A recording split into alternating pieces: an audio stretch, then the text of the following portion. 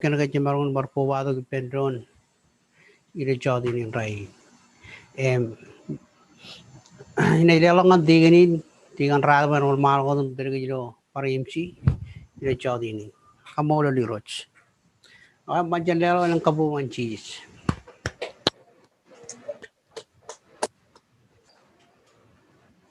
Ramban komor gali Korea ko dengan oleh ngun chuda kabolo langit ko jawar narong ko ba to pendron no chaw tin raini cherbilo gin karwo do sandei namban mai bujuch kana kabolo langit tin awa ko rin modalak chulo ka jibarwa nin jabar narong ko ba to do awain chaw tin raini moda janani un malum chino yin kabu ina do chaw tin nan ko chilag jujit piri nani tel ka jeng lo charum ka ko yin kacchi de pin ro boy tel ka jeng lo chaw din jeni cher chiobani jolo teme bilang Morani, dum katay nor gina moda dai nam tongan yeni ni ro cheese ken gana lele mo jo beno chonanis e ude chonani jan ebrahim mais ken chi ga ani jo e jan bino dum tis wingi ne tel lagun ba ken par kliyo inde wa nabaru ma ai boju chingan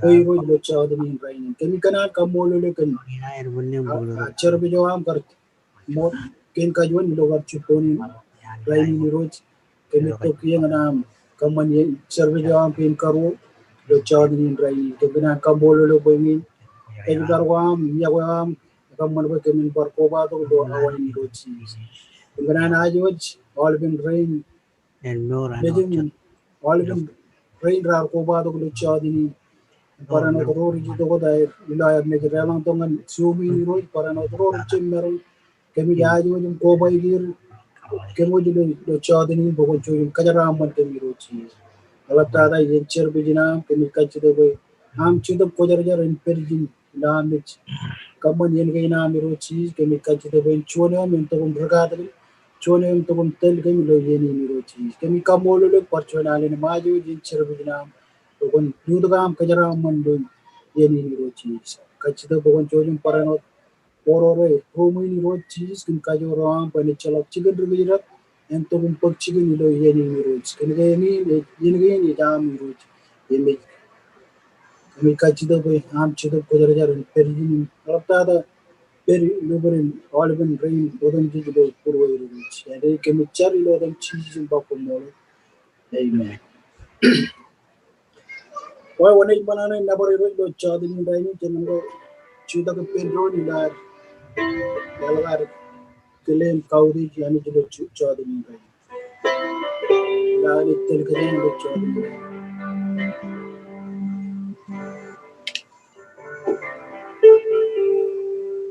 Chawabot parchunale. Kaya manaro chumor kabung pindo jodi one camera on. Lani chumor na baru jilo chodi.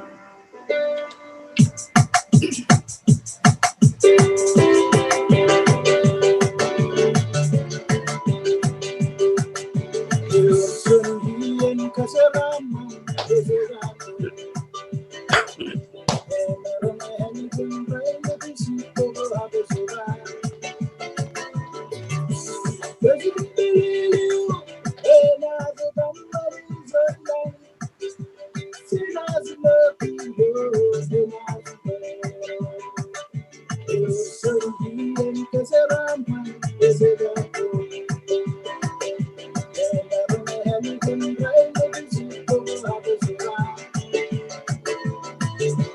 President Bellew, and as a company, sinners love you, and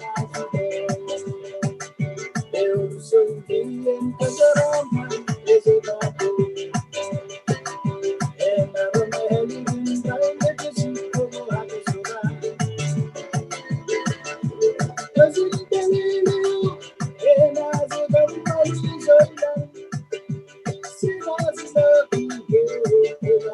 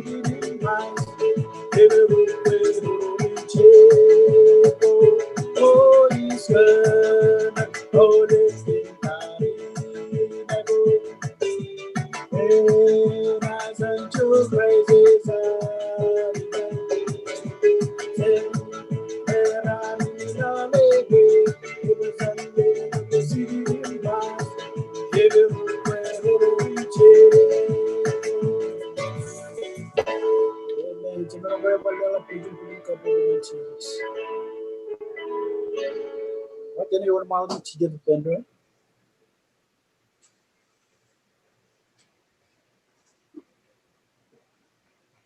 Lani kadalak ijin nganchabre emikan kolok ay videoan erdoan lopuron lotchadin raini emparano the manawani roach along a question kanan cherry lotchadin away parano pello yininam right kadalak jingan kajut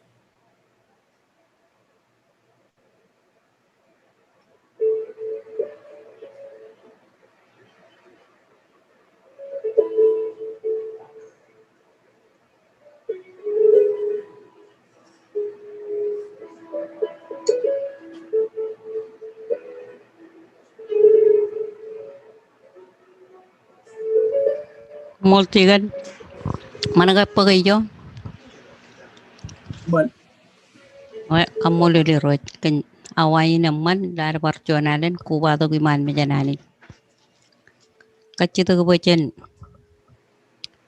koda garoni lo char kacito boy rojan cipang kajam kakajor ke em cipang kajilo ole berlo war iyon kajilo ole kanan koan meurun cetup koar ngan menogo rejimem rejecet ngan kabung purwan chen paraino chargan ainuman ewan lalin pe irojen pokoto ainuman ngan army jodim cik calaga cepiruro lo ar peri meorum catangaga ilang kain nangan mi jugo cik catangaga ilo raini nim ya yugo jipe nanich nganan cibang ke lo alam bajano ga inar laptada chen chargan royum re jangan lela meor ko irangani roj pe rojani berto ko irangan lo mer okay kenangan riado chen parainot ke mimi roda reini lo charbali na ane glisa yin pe anijen peri perum cibang erilo olep eurun katabar ko ancetep ko jar-jarilo purwarangan carbalina dengan tereralak tererin carbalin anani cilokona ini no anijen kejaraman kejoj man tani one mawdum ilang wak wala binay bidiginan krendo yin chineri lotchadin raini pello ko dijin man kajut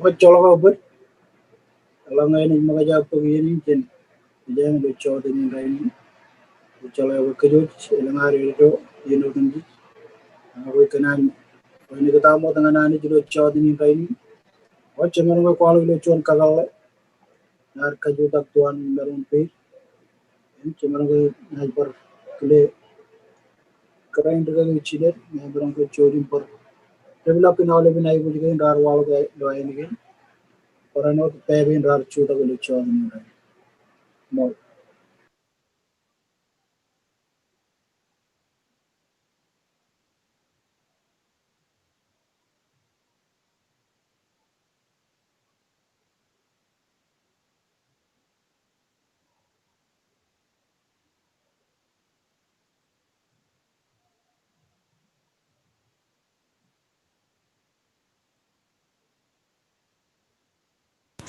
Tingin na wala malakot. Pwede barang lawat. Biniti. wa manali one mawdum telega jang do Leading all even I will gain the chanting. Jogan Billy, Jim Chilagan, Chimor Charity Pedro, Puru Chon, Chono Tamakla, dealing of all even ay bu jige ni do purwar ka chojo parano pegi dar chuda am cheni cher kemi to ki man mi man jala blok chemi mi lang porchonale lo chodri raini mi kamolo lo ken yeni namman par ka jado ko chon yeni kemi kanan kwalo kalu min ay bu jige nan do puro mi ro chis em chala be lo nan ko am jotto kwar chala ro puro mi lam ko am ak ini ne kanano bar mi ro am ran kwalo ba ngur ay bu ngani yo ro chis kele do meno dum jit kemi kamolo lo ken all bin rain rar kwalo ay bu jige nay lo chodi rain Orang orang rar kodang pil lechon kagala iro cheese imchala bay koche pilong nam lom koche charong nam promo jagai all bin ay bujige milo prom kachu yo chadni ingin kenan poro chuan im chono tamag lam liling wach all bin ay bujige im errogai lo kemiro cheese ingeni kachu do bon chibangem kagai lo kemiro cheese kamar way all bin mingai kemi ngorngane biro cheese kaman bay tabra biro jilan tabun kaman chabalo ben gemi kaman ngan charbalo amiro cheese jalapta da ngan charbalo amiro cheese kemi jaaju bokon chojum kajara manen kalapta da chibang gemi rojum kada gemi alablo lo in ibin in alapta da ran gemi alapta da iro cheese porchonale iro cheese kemi jaaju jeruga giro in chinem chemu tegan rain chinem chemu parano all binare mi jiro ina miro cheese lo chodum Kachito be all been minigay mingay karja bolog lo ay nigay ni cheese akemita magwe ko jala puro ko kacho yung ay budi ko ay lo chod ayo ji cheese kon chojo parang per chibang all been pamle kin kacho lo chod alapta da ayo jin cher bi na miro cheese ko kon chojo kajara mane alapta da kon tel ko miro cheese and they kimi cher lo dam cheese ko molo amen well wala da ko do yen cher bi na ko kele Karain tigin natin may merong magmamalang charga na alawin churta kayo nila chatin.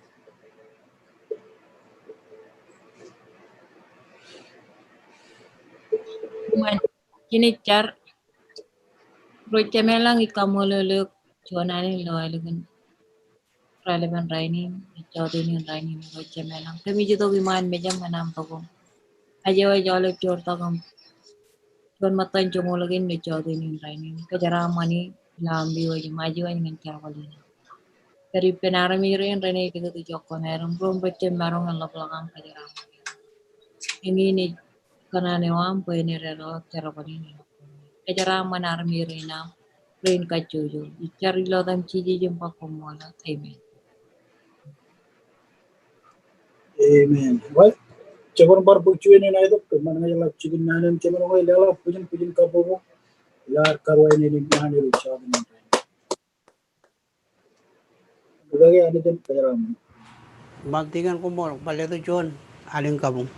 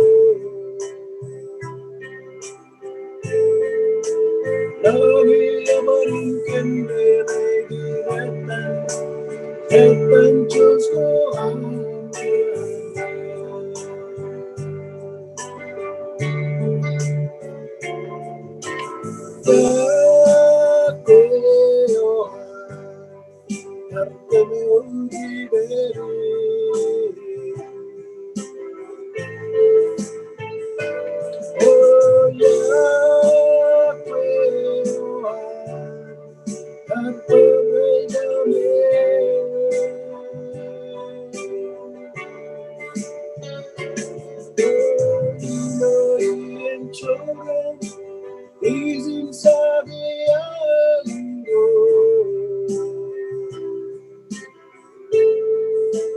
He's inside the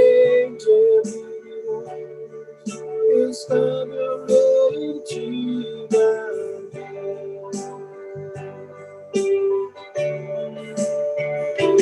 Oh,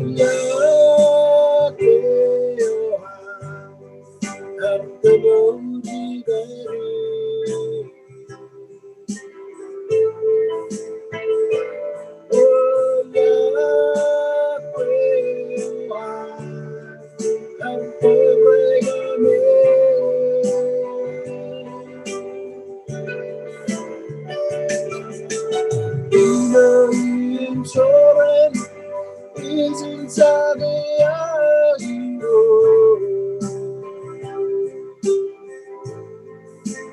he's inside the is covering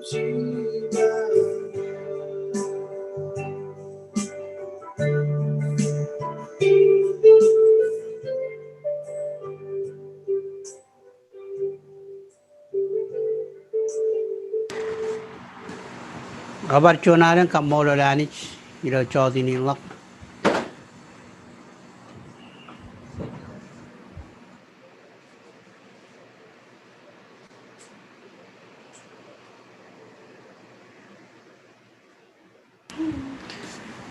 Kamolo kan morginar im chuyan ala bangan kiju. An kejaraman kiju chamlok chen ngan yen ilo al bere mor ilo ran gin el gudada. Klan kamolo al rin rar kubado mal briglija oro rum togo ilo chodi ni. Mojo mol kanami ligud menod miji jum kubado lu yen kamungan anich. Parano kamolo ro kubado chen jugo iligud. Kamolo lani kin Jerbal kin jabarangan kubai pendon ilo meja todo nga jijab kubai pendon lo kanne ak ilo da ranchi ran le chona nin kajaraman Merry Christmas nganar ako alangai original Bible ano delangan Jerbal rongol chabada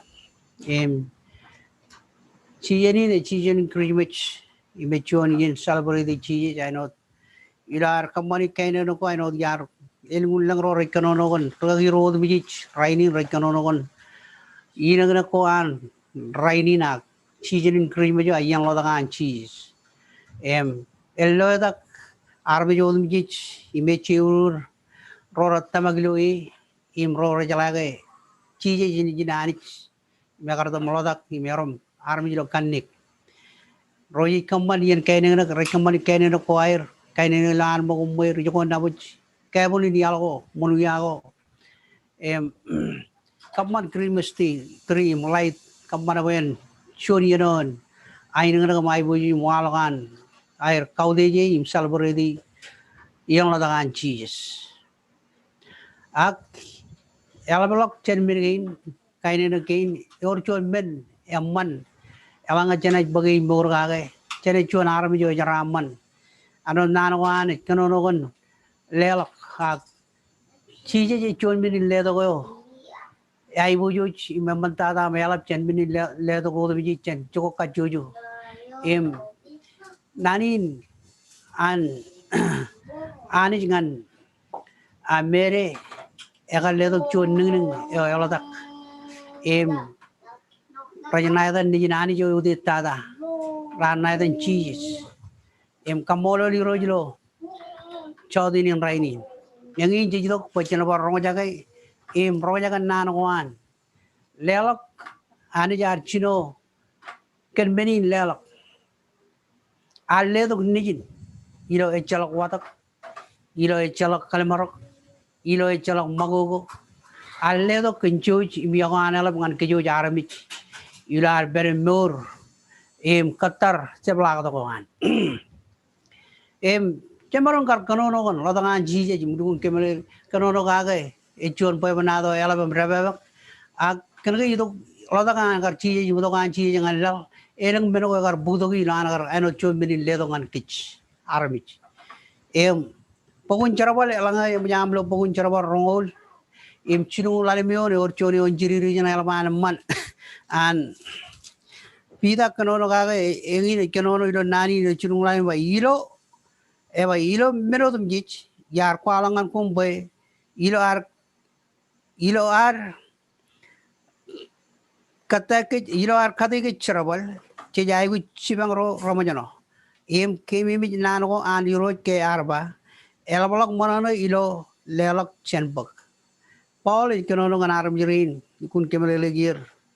Cholabar is a pida Paul. A you couldn't Kemelele gear. Can why when are Cherabalim Kadegich? Creamy a chap the world by Podo Shun Bename, Chikwalar Cowdage, came me and other anchi. Agate Podo Lamanago, chon idea, but in Maroon Kadegich are more than roach. Kamani Menago Roman, ran again Elgada. Ano nani ba ridi ba. Melume yar kwalang an kum, pailo arcade Jerbal, chij I which Chibang Romajano.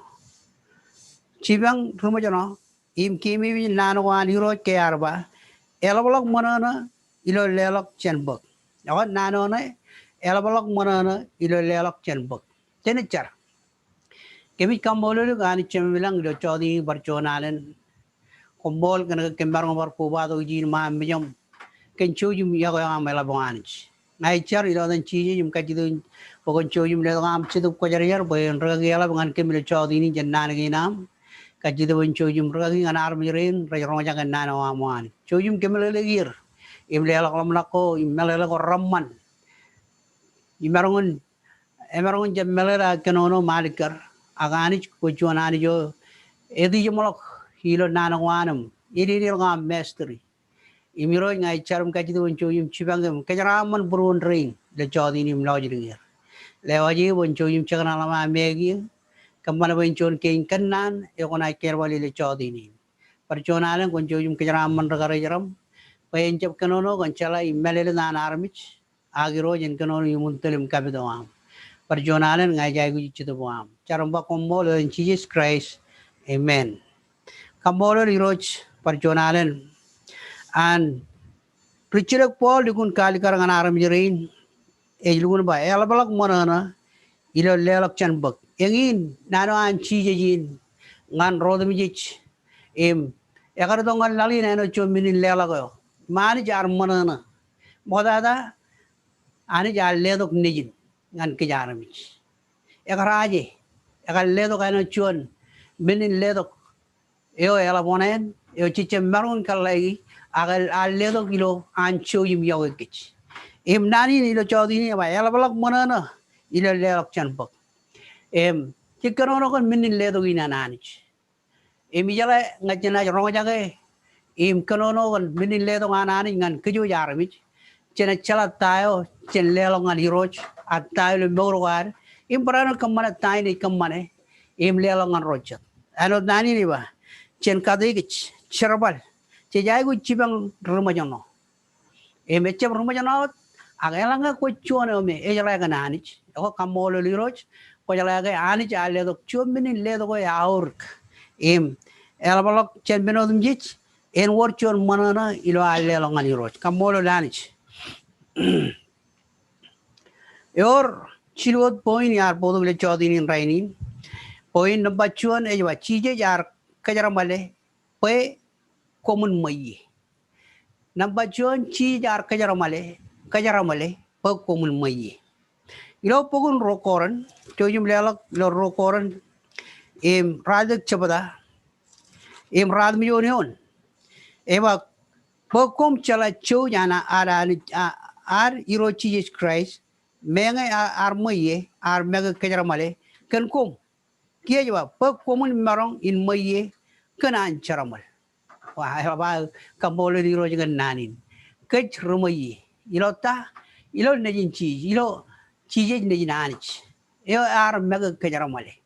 Are Mega Kajaramale, which in Maron Maye, can Maye one. Look at more Carmola Kajaramal. Ah, Kaanij are chilling to our low Lalina, Charamal, are Periton, why we may. El would hang down, and Perry more Ani jagar chilling the nijin Jesus Christ. Egar rido glo an charamal. Never read it. Percom chala chojana hero Jesus Christ. Chojo an hero Jesus Christ. Eva menge ar moye. Menge egar moye jwa. Boy ar mega kajaramale. Can come. Echala chuan ar ba kon ligud menego moyum. Im ledongan kim. Ah mega choj ar chojangan git ar kwalgan choj. Imar ke ar kwalgan choj ba. Egal kajaramale megi. Egar kamar mayan chuan erom rejaramal pa koim nga kajaron maye ken maye wan kamol lalich hallelujah imdani nelman man chodinin elablok Monono ilo Lelok chanbuk imanich egal ledo neji mar chalawa Lelok e chuan meno Monono eur chuan Monono ipenani jilo an Lelok nganro rejayuch emelanga ko ilahi belo bugun echat rokorano dum radum jonion an Paul kembali meni Lelok eva kemi meni lo chijino choboda eve chorine go reye den ajri kan maramar eve chorine go rellang en ajlaman maramar eve ranin krimach e yenam Lelok shere ta oribam Lelok ngan rochet kamane chuana am kif yayit ta lawan ake an jagar kamane kif wan al ledok nijino jidun bro egar jab revision koimga egar jab revision road mi rej kanan bagi ak egar ledok mene aur tada ipen me echalok chon mene aur gol jane e chiji nijin eu de tada kamol rali le chodini pol ilgun kano no nanin ebar kiye jwa ke ani egar worchor monana egar kwalgan yabo im chojing anarmi a ledo nijino emagiot im pol kano no lo chimjoni one ba innem kachojo armi lelok Shongono RPV kage ilo purwon eba chabagan kalamarok chabagan kamago ko ani e yago Lelok ilo Monono engin meno ani jar kamani alledo nijin ilo an Monono maje dongan gich payan ladak ilo kanik I mich kan koyimna engin mini ledo goy ke ar mich kan koyimna egar kamane chon meno montada payan marungun a chen marungun berelo lo yarin lo nor kamolo liroch eo kengaro chije eo aridok ngalal pe chen marong charaman lewangan pukul madu madu chongol jon choboda im chorangan chongol chorangan chiluyon eba ke iri longan chije lelok nanin kadagan nganro regaloran chongoro ya rilok jeni jo im kadagan im kwala gilo chigun kwela ko rebak ro ke chon rebte ya rong dan purjin ke kan Jerbal wan Christ ya chilunglok chidian regaloran ngaliben raka chidagi pen chijes churongem koyoge chon rebte ya ejma enai karidok ak ta kemin barkatar chonage ego chije jo ker galorin rari logam kachide galoran chon raka chidin ba koyoge akajide pen chijes ta kenber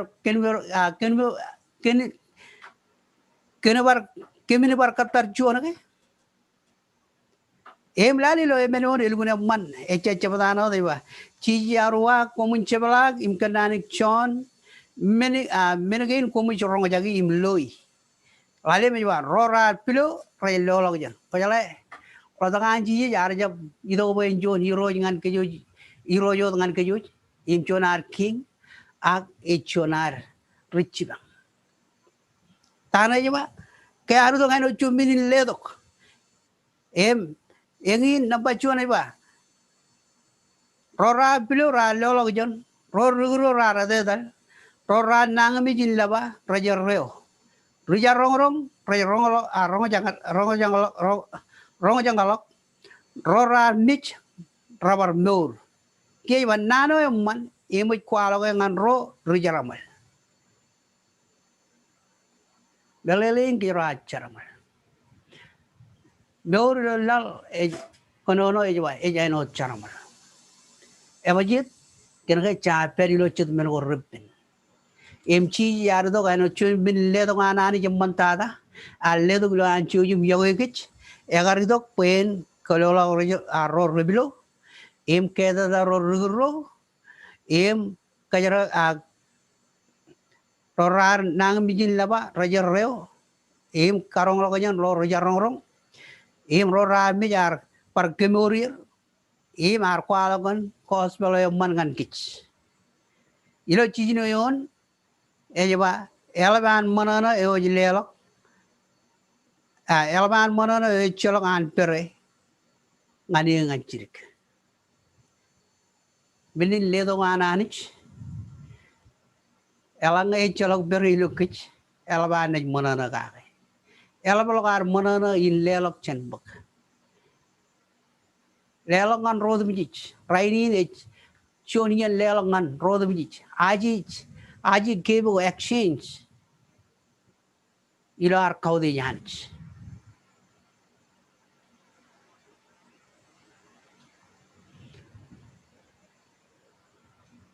Armajoro Lelok on Rocha the Orchon Monono Helabiluir.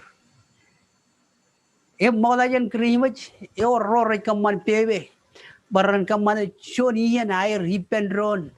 Lelok exchange keep ngan drone. Ngai tama kalanga kona lelak chuan minin lelangan chuan ena ilukun manana in bagai agilo koe elaplok manana kenanga ko cepak kata menoin lelak ilo manana elap jenpak ani jara aja don nijin agar jab rebi ay kal ledo ilo puro niya ko manana ken kejuj kacu kamolo lanich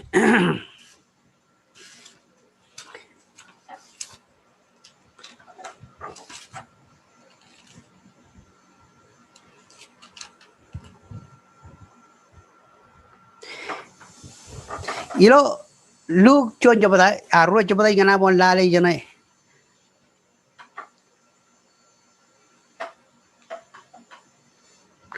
arale giun ilo rale giun eba chet chabo ilo eneo rare mi lo pongono lale shib go air ilo malach ral mion shonen jeli ni ro jar walo do nganir I mujan ni ro jar roma gyoir eba ra kanu jin mijak chongol ak angel arba nganir komunche mijak pe I powach ngan kom nan ko ramman eba rana kanu kalangalang armi yod mijich rana kanu kalangning armi yod mijich eba bungni elodak ami rilomar ilo chicken kwelok and David crazy roach chongoro yengin meno ena kamol ngan kumna ilo chuan ning imi kurboge imi pabu ilo chuan menjar imi ba emagach an pujin enjar rochen lang walo do gipen enjalo imraj alim nabar anich ai boju ngan anich ilo udet tada imge jo im ainam man yonal iben armjolo ebung burun genir kamol lanich ilo chodini yar chilingdok kwalangan pung buron iben armich kwalangan pung buron kan ro rattamagloi im elgun amman nani lo chodini raini lelok elaplok manana ilo lelok chenbuk im ani jaga ledo ni chis ano da karangan nanawan enchelo gar bodo chon mejinjero man achon kudnuch ngan sabadro ilo air gar imejilo bongono lale sibo air kan ning chis kan yeno chis jena jaloda agilo treo chis ena galroda okay ilo chongol medio ne ba ai bo juch ngan ani jilo udet tada enjeren rekano enjelo ba im aina man yon lal ipen armijoro ebung buron kenir hallelujah kamolo lanch email gidada ilo chilu point chilu anich ar chilu don nejin ngan lal bayan kan me ko aramich ardo bayan lo maro nikich im kan me gitch ilo kaladia pogo el gidada kenamo lelangan kaladia emen jabada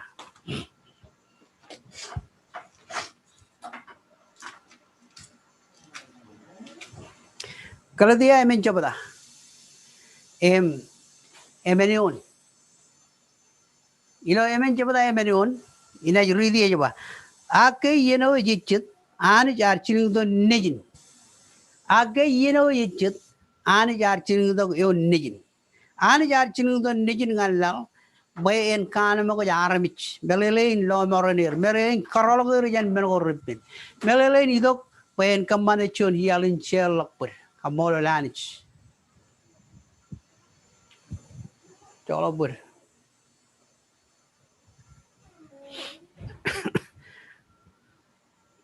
imelo yoni lawda ko de jaba ejba eo magayot eo magayot nijin anich ema lodak chenjon kare I meur human kieno an rijuro hallelujah hallelujah boy en kan mo ko ra per human kieno boy chen marong erom nijin anich ya ye kain kibro do ko marong kamane boyen kamane chon wogo da kile chon meur an armi agengin kebe montada menin ledo ko montada ani jaga ledo ko boyen lodak ipen yen lodak lo chon kare ejba iblo lalmi one jba boyen kan mo ko ro ra perilo human kieno boyen marong in erom ni nanich ela ledo kebin ngan kech armich egam man wodak le mor go ar boyen marong wodak imerom ni nanich kebin e chon kebe ga jur kebin e chon kebe gar bodok pe yar bodok pe marun kebelok bejan ro rebilo kalolo ko janir kebin ilan kebin ehor karong lo rojon ro roja rongro ilan kebin ehor chon men ej karro ro roj nang mijin karro ro roj nang mijin laba ilo kebin ani jar chilgun tok ani ehor chot meno ejjon meno ehor chon meno ej kajara ro remich em chije je ejara beyo imeche meninot age chon regemor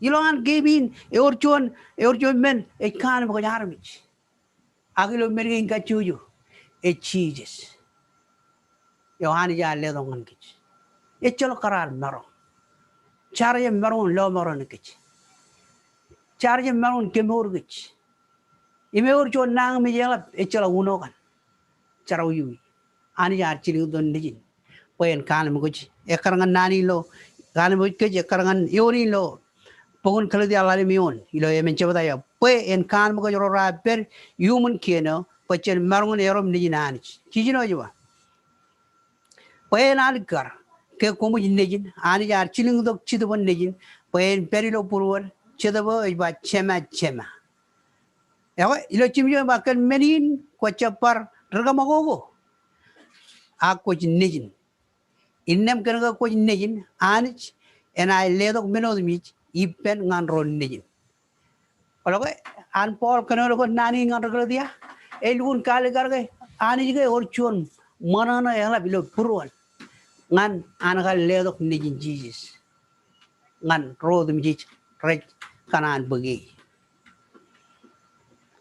ani jar chingdo nijin ngan law pen kan mo ko kajoro elangai ar kan mo ko je emarom war kan mo ko yu elangai ar kan mo ko romo dalok emarom kan mo ro ro jido ko ki ro ro perilo a yilijum chakala joko ay ag nganan bangan kenyan iyela kon kebo ko ji lido lida yor chon kebe mandara ko marong lelo ngan chabro ilo den Jesus kanana ko an share ko belo ngan rodu mi ilo running Christmas yangin Elaplok jen all kapoja koaram program war ji kebo ji ngan rong lalim ran it's ko belo it's Jesus Christ yang Elaplok ar kwalo kale im share ngan rodu mi ulinan kal do po yang lodak imerom neme bin harmi kanake en kemur kejoro en lomaron kejoro en kanemu kejoro en kebella mejarro en parano kemur kejoro chenang mi ko chichem baru yam kamol lans amen kana hana bakon lelo kay dada ilo bungun haijia rad mi jon haijia rad mi jon yim chijino chenmo galale yo chonan udeji maur im kajur minin ledo ko ngan kich minin ledo kanani ngan kaju kachuyu You know, I just rad me unchobada. Im chino yone jaba. Elodak chon ning ngan kich. Ema jiledok chon nijil larik. Imenaj ari roch.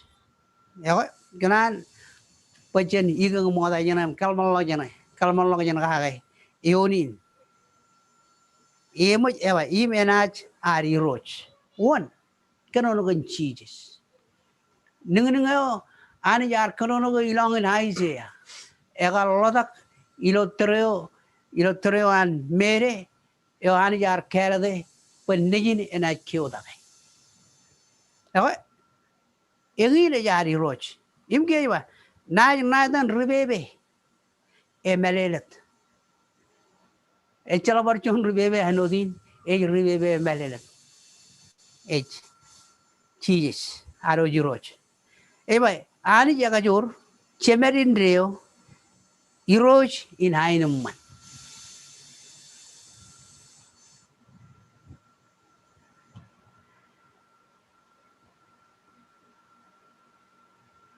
Pajala ilo terci jalodak, penguna lodak, yor cuan krimich, a cuan cabada cuan choir, ila nagar cije lodak roja rali bendron, im kai buju jan.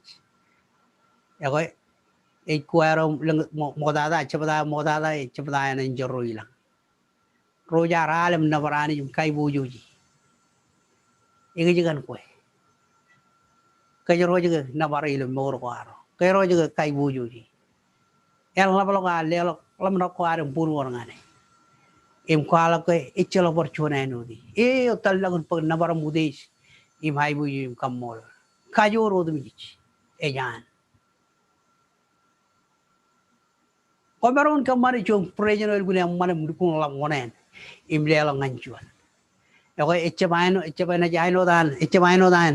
Echebaino president han Christ agiroj ani ngan kaju. Ela ledo nganjuan. Karena kaya orang meni man beri, ewi cheese, arbangan mere, bangan moj, chojep, imbai ena jolodak, naida ni Manuel, ani jipper, kamola di roch, elangai ani jipper, eo na cibango gulum melodum jiji, eo na tele gulum melodum jiji, ena kejabaro guli yalgoam. Cabro diala wana jeda dali mion elang ben korrepin ani jipto abajet kan gar cinin don di cheeses ano jomen ledo ga aur kan gar kwalgan manana kan aram joro yubung burun ganir hallelujah lelo ilo manana elabolok manana ilo lelok chenbok nano an chodinin raini ilo Sunday. Elaplok manana ilo lelok chenbok. Kenan kagi mimi jawale bilo chodinin. Pekrimich ijenaro celebrate im lelok. Lelongan ro perjaiwich. Lelongan ro ceramata. Lelongan pamleo. Ro nejim ro nukum.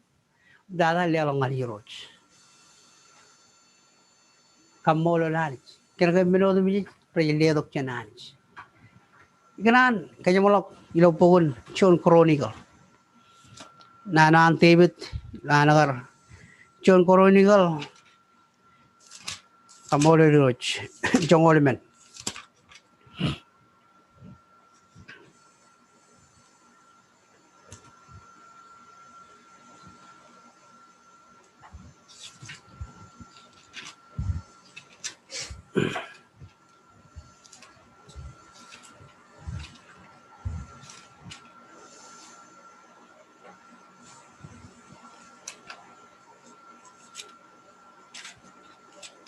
Kije mejo diba.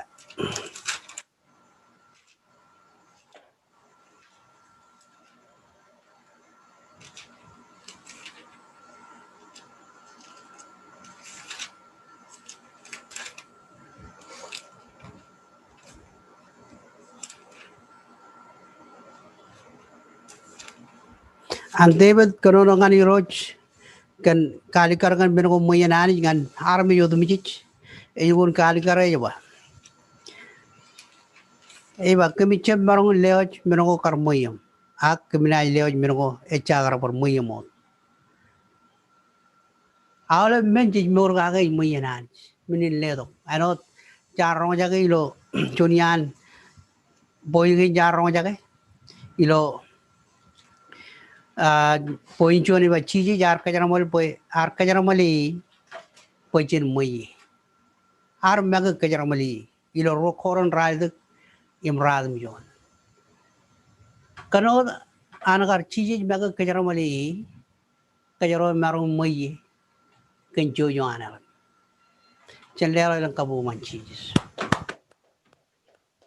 chen char minit lelo ngan ti ni boy bodo chomrong ni mani jen ka jara manole chuchar emi kamole ngani cheme minang barchona len chodi ni mi le na war mudi ju mai bu ju mol ga nani nam mi charam ka ji roj boy nani nen barong chon cheme nei mene chon nano ne ka mi ke mi ro mi pa lelok ala monana ilo lelok chen bok mi roj kun ju jum ka jara man buruan ring ka ju ju an le do ngan kim bo ke min barong no ga kamana ba ke min barong kamane chablo ran kri mo jot agilo ran ko ka ju ju ilo ran no ro inam ani ji chodi in chojum ka jara man ri no dan chi ka jara man no ro inam perjonalan kumol kana ole ban ri rar ko ba do umro nya kan nani na charamba kumol ilo dan Jesus Christ amen amen tiga normal ko bodo chomrong ini kamol di roch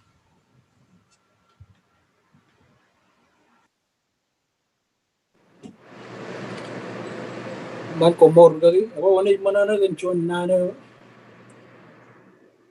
bani lo chadi ni raini cheman ga yala pujin kabu ko mor gari gan chon nana memman aba gar manana lelok chen pak yala be la lelok elok ani je ke raman dis dis yum ni je kenan we nur de na chen nur da nani pa lo chadi ni raini emboda janani jon malo kajamalo yini dar char pendon nan bajel bar algin chon alen kabu di melgin chenit kajamalo yini tinchar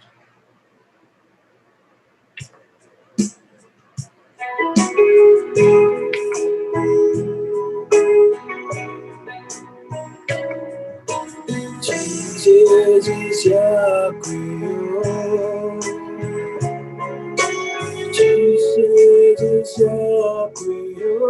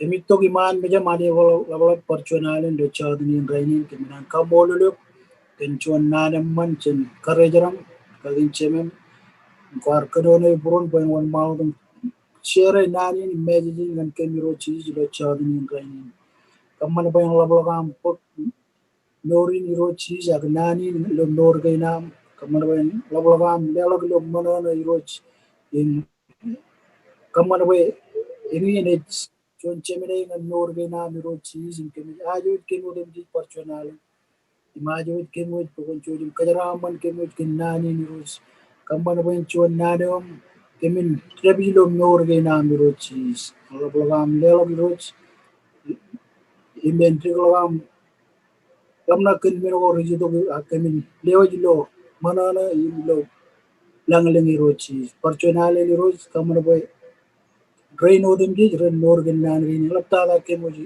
kajjo de roch ajo jawle ben rom rajo ko ba do lo chodi ni kemi parano kachida boy nani ni perilo purwer roch ko meron kanono gan drain odem ji rochi lo chodi ni drain perchonale ni roch kemi kachida kan kajara mona pendu de le bebion keboden jejulo chadini rain rorarju kobaduglo yeni ror chembaron kar kobaduglo yeni miro cheese ke mikachide parano kobai ke rilo yen kajara mani miro perchonale ni ro ke mikambolo le kenchonane kajara mor dai no den di perchonale am tum kajamro yeni ni pemro chande ke michari lo den cheese amen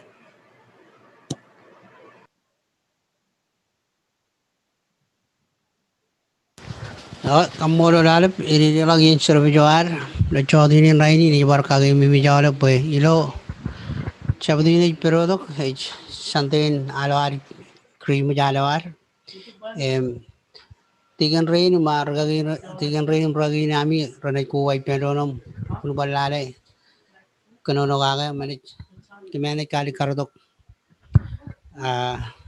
wawangan gijuj em mana kay ak ti ko balok ak chap okay Rongolan ran yen creamage. Kene kamani yen charu jari lo elegan relep. Okay man. Chalok chabrot Elaplok agleo jo nanin kamolo lalo nanin kajaraman ilo Christmasin chen family yo Merry Christmas ganawale bimabin nuya.